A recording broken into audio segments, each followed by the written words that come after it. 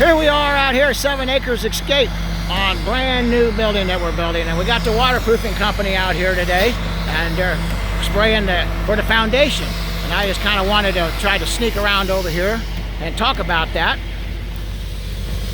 and see how they do that. He's just spraying this down, and it's a waterproofing compound. Now they'll be putting other things down for drain tile and all that, but you notice how we're sloping here, and the reason we're sloping it is because we're trying to we've got to get a little bit above grade for our waterproofing, but we also don't want it to hold foundation so as it's not unattractive.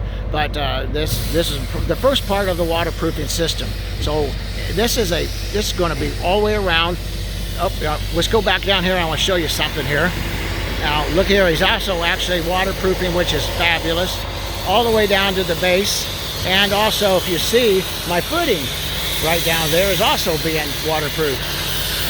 And it just takes a little bit of time, but this is a great company doing it, and it's going to be awesome.